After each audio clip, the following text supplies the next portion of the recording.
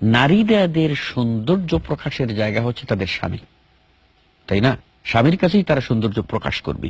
এই যে সেন্ট, আতর, গোলাপ, বিভিন্ন কিছু লাগিয়ে সুসজ্জিত হয়ে নারীরা যে ঘর থেকে বেরিয়ে যাচ্ছে আর স্বামীর কাছে সৌন্দর্য রক্ষা করছে না, এই বিষয়টা একটু যদি বুঝিয়ে বলতেন। যে ইসলামী ভাবধারার যে নারী সমৃদ্ধ এবং ইমানের মূল্যবোধে যিনি উজ্জীবিত, এই ধরনের নারীরা তো কখনোই নিজের রূপ সৌন্দর্য পরপুরুষের সামনে কখনোই তিনি প্রকাশ করবেন না।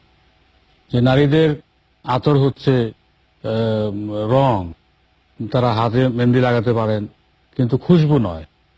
তো খুশবু লাগিয়ে তারপরে মুখমণ্ডল আবৃত করে খুলে তার ভিতরে রং চং লাগিয়ে, এগুলো ওই সমস্ত নারীদের কাজ যারা ইমানিক মূল্যবোধের দিক থেকে যারা দুর্বল।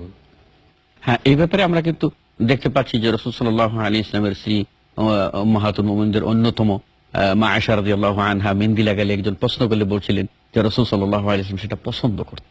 তাহলে বোঝা গেল নারীরা তাদের সৌন্দর্য প্রকাশ করবে কাদের কাছে? স্বামীর কাছে, অন্য কোথাও সৌন্দর্য। আপনি এ ব্যাপারে কোনো তালিক থাকলে? এক্ষেত্রে আব্দুল্লাহ ইবনে আব্বাসের কথাটা আমরা উল্লেখ করতে পারি রাদিয়াল্লাহু আনহু বলছেন যে আমি আমার স্ত্রীর জন্য ওইভাবে সাজগোজ করা পছন্দ করি যেভাবে আমি আমার স্ত্রীকে সাজগোজ করা পছন্দ করি। তাহলে ক্ষেত্রটা কিন্তু দুই দিক থেকেই। অনেক সময় দেখা যায় স্বামীরা স্ত্রীদের সামনে গেলে, বাইরে গেলে খুব সাজগোজ সুন্দর কাপড় চোপড় পরে, কিন্তু বাড়িতে আসলে হয়তো গন্ধ কাপড় বা পরিষ্কার পরিচ্ছন্নতার ব্যাপারটা, সাজগোজের ব্যাপারটা গুরুত্ব দেয় না। ঠিক একইভাবে স্ত্রীদের যেটা আপনারা বলছিলেন আপনি, যে বাইরে খুব সাজগোজ কিন্তু ভিতরে না। বরং সাজগোজটা তো আমি বলি যে আপনারা বাইরে যেগুলি দেখেন না দেখে ঘরের মধ্যে সেটা দেখার ব্যবস্থা করেন। অন্যদের বানানো ফিল্ম না দেখে নিজেরাই ফিল্ম বানান, অসুবিধা কোথায়? শরীয়ত তো জায়েজ করছে আপনার জন্য। সেজন্য যদি স্ত্রী স্বামীকে তার মন ভোলানো এবং মন মাতানো যদি ভাবে সুন্দর সাজগোজ করতে পারে, কখনোই স্বামী বাইরে যেমন দেখবে না, স্বামীও যদি স্ত্রীর জন্য সাজগোজ করতে পারে, স্ত্রীও কিন্তু বাইরে কাউকে ভাববে না। সেই জন্যে দেখা যায় যে আজ যখন মানুষ নিজেদের আনন্দের জন্য, ফুর্তির জন্য ফিল্মের জগতে যখন দৃষ্টিপাত করে, তখন দেখে স্বামী ওদের মতো না, আর স্বামীও দেখে স্ত্রী ওদের মতো না। তখন দুইজনে কিন্তু ওই মজা করে মধ্যখানে আর শেষের বাকি রাতিটা কিন্তু গন্ডগোলই কাটায়।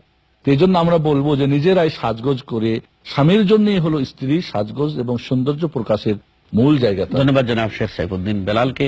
শুধুও দর্শকবৃন্দ, আমরা বলবো সৌন্দর্য চর্চা হে মা বোনেরা আপনারা আপনাদের স্বামীর কাছেই করবেন।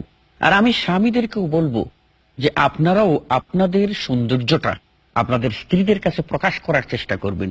আপনার স্ত্রী কোন ভাবে আপনাকে পছন্দ করে শরীয়তের শর্তের ভিতরে থেকে তার সামনে সেভাবে আপনি সাজগোজ করবেন, আপনার স্ত্রী খুশি হবে আর আপনিও স্ত্রীর কাছ থেকে খুশিটা আদায় করে নেবেন। আল্লাহ খুশি হবেন, সমাজ সুন্দর হবে। শুধু দর্শকবৃন্দ, এত মজার আলোচনার মধ্য দিয়ে সময়ের কারণে আমাদেরকে বিদায় নিতে হচ্ছে। আসসালামু আলাইকুম ওয়া রাহমাতুল্লাহি ওয়া বারাকাতুহু।